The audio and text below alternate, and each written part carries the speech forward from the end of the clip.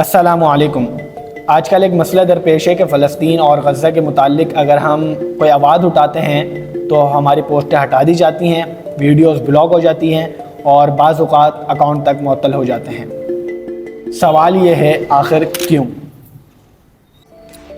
یہ اس لیے ہوتا ہے کہ ان کے نزدیک یعنی فیس بک کے نزدیک کچھ انداز اور الفاظ ایسے ہیں جو ان کی کمیونٹی پالیسی کے خلاف ہیں۔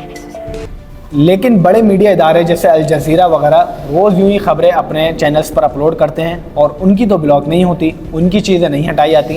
یہ کیسے ہوتا ہے؟ آئیے خوش خبروں میں جانتے ہیں الجزیرہ کی کہ انہوں نے کیا ٹیکنیک استعمال کی ہیں، کیا الفاظ استعمال کیے ہیں جس کی بنا پر ان کی پوسٹیں ڈیلیٹ نہیں ہوئی ہیں اور ابھی تک لوگوں تک پہنچ رہی ہیں۔ جی، الجزیرہ نے اپنی ایک رپورٹ میں لکھا ہے کہ سینکڑوں فلسطینی بچے امداد حاصل کرنے کے لیے دوڑ رہے ہیں۔ یہ ایک ویڈیو ہے، اس پر یہ ٹیکسٹ لکھا ہوا ہے اور یہ ویڈیو ابھی تک بلاک نہیں ہوئی ہے، کیونکہ یہ جو جملہ انہوں نے استعمال کیا ہے یہ تو نہ تو نفرت کو بیان کرتا ہے، نہ ہی یہ تشدد پر ابھارتا ہے، بلکہ یہ ایک حقیقت ہے جو فلسطینی مظلوموں کی ایک حقیقت بیان ہو رہی ہے، وہ لوگوں تک پہنچائی جا رہی ہے۔ تو یہ فیس بک نے اس وجہ سے ان کی یہ پوسٹ ڈیلیٹ نہیں کی ہے اور الجزیرہ کا جو مقصد تھا وہی پورا ہو گیا، تیر نشانے پر بھی لگائے، لیکن ان کی پوسٹ ابھی تک باقی ہے۔ ان کی ایک اور دوسری خبر اگر ہم دیکھیں، خبر میں انہوں نے لکھا ہے کہ فلسطینی ایک موت کے حکم نامے کا سامنا کر رہے ہیں۔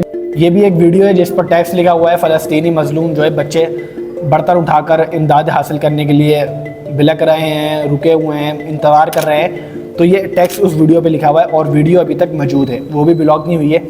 اب ایسی بہت ساری خبریں ہیں جو وہ روز اپلوڈ کرتے ہیں اور ان کا جو انداز ہوتا ہے وہ خبری انداز ہوتا ہے، نہ کہ یہ تشدد پر ابھارے ہوتے ہیں، بلکہ یہ ایک خبری انداز ہوتا ہے کہ اس میں وہ لوگ صرف خبر دیتے ہیں کہ اتنی اسرائیلی فوجی مارے گئے یا اتنے مزاحمت کار کے لوگ شہید ہوئے۔ یہ الجزیرہ خبریں دے رہا ہوتا ہے، جس کی وجہ سے فیس بک جو ہے ان کی چیزیں ہٹاتے نہیں ہیں۔